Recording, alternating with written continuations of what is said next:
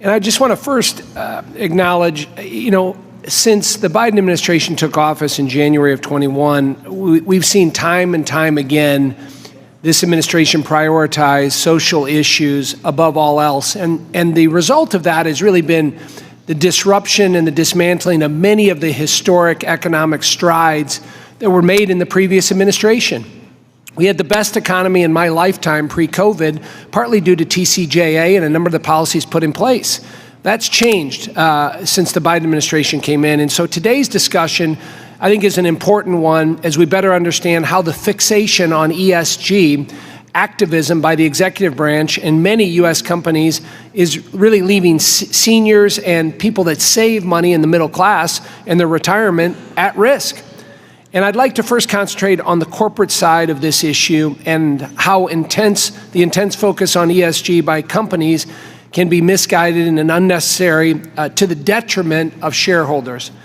I just read an article that I'm going to submit for the record here. It's an article written by Harvard Business Review in 2022 by Professor Sanjay Bhagat, who has been an active leader on this issue and highlighted the potential redundancy in businesses putting a particular focus on ESG. And what he says in this article is, quote, "In competitive labor markets and product markets, corporate managers trying to maximize long-term shareholder value should, of their own accord, pay attention to employee, customer, community, and environmental interests on this basis. Setting ESG targets may actually distort decision-making," unquote. What's more, this article goes on to cite an academic paper that found evidence that numerous companies have used an increased focus on ESG as a justification for poor business performance. So, Mr. Chairman, I would ask unanimous consent to submit the professor's article for the record. Without objection, so ordered. Mr. Isaac, do you agree with the claim that ESG targets by companies distort corporate decision-making? And if so, do you see companies reconciling that distortion with what should be the primary objective, maximizing shareholder value? Unequivocally, yes, and that's why there's this huge push and why it's being driven down. As you look at over 3/4 of the executives of S&P 500 have their compensation tied to ESG goals. Wow, friends, they are really considering this now. Top officials and lawmakers are suggesting that Social Security benefits be completely eliminated for wealthy Americans. Analysts say this could be a viable option to solve the funding shortfall that Social Security is currently facing. My dear friends, I will be sharing with you how this may also affect low-income households. So please make sure that you watch until the end of this video. Dear friends, I will be announcing several more winners next Friday for the Walmart gift card giveaway. If you would like to enter these weekly giveaway, friends, all you have to do is click and like several of my videos and then comment below the keyword of each video that you watch. The more videos that you comment on, friends, the greater your chances of winning the giveaways. Also, do stay tuned because I'll be announcing the winners of yesterday's giveaway, the future of Social Security, and finding a way to address the program's potential shortcomings has been a point of contention among politicians for quite some time. And now Republican presidential candidates offer divergent opinions and solutions as to how to keep Social Security funded, with some candidates proposing to eliminate benefits for wealthy Americans. Yet, according to Yahoo News, during the third Republican debate, none of the presidential candidates said they would cut benefits for seniors.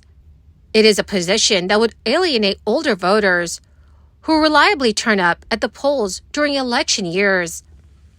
Nonetheless, former South Carolina Governor Nikki Haley and former New Jersey Governor Chris Christie reiterated their view that Social Security benefits should be eliminated for wealthy retirees. It is a move that would mark a major change in a program that was designed to be near universal. Governor Haley said, "We'll keep these programs the same for anyone who's in their 40s, 50s, 60s, or older, period, and will preserve Social Security and Medicare for the next generation. I'll limit benefits for wealthy people. She's also a proponent of raising the retirement age, but only for younger people who are just entering the system. Governor Haley added, Americans are living 15 years longer than they were in the 1930s. If we don't get out of the 20th century mindset, Social Security and Medicare will not survive the first half of the 21st century. And in a social media post, Governor Haley wrote, if a politician tells you we don't need to make any changes to Social Security and Medicare, they are lying to you. Those programs start running out of money in less than 10 years. Meanwhile, according to NBC News, Governor Christie also wants to raise the retirement age for workers who are now in their 30s and 40s. And during the debate, he said the ultra-wealthy Americans, such as billionaire Warren Buffett, are wrong to claim Social Security benefits. Governor Christie stated, I'm the only person on this stage who will be honest about this. Social Security was established as a safety net program to make sure that no one would grow old in this country in poverty. Rich people should not be collecting it. And if we want this program to last, we need to raise the retirement age. As for Florida Governor Ron DeSantis and Senator Tim Scott of South Carolina, they said they would not change the program at all. Both have said that their plans are to reduce spending through measures such as cutting federal agencies and staff. Issues around Social Security benefits and the continued funding of the program have been much debated, and several experts have been raising the alarm. So, for instance, a recent report by the Senior Citizens League found that 1/3 of older adults have lost their buying power and would need an extra $516 more per month, $6,200 more in 2023 than they are currently receiving to maintain the same level of buying power as in the year 2000. This is due to the erosion of benefits.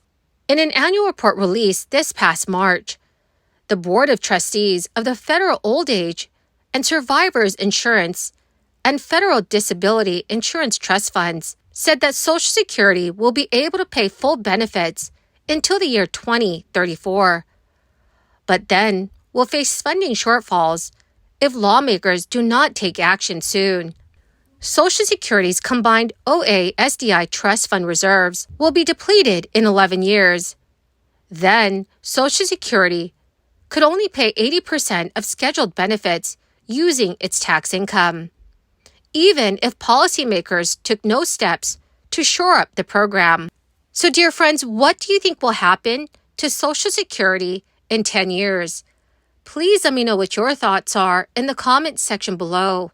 Well, my awesome and amazing dearest friends, thank you very much for being part of this community. Every Friday, I will be announcing several winners for the Walmart gift card giveaway. If you would like to enter these weekly giveaway friends, all you have to do is click and like several of my videos, and then comment below the keyword of each video that you watch. The winners of yesterday's Walmart gift card giveaway is Vivian McKeithen and Jasmine Borjaquez. Congratulations, my friends! To claim your gift cards, please check your notifications page and send me a message. Or, my dear friends, you could message me on my Facebook page.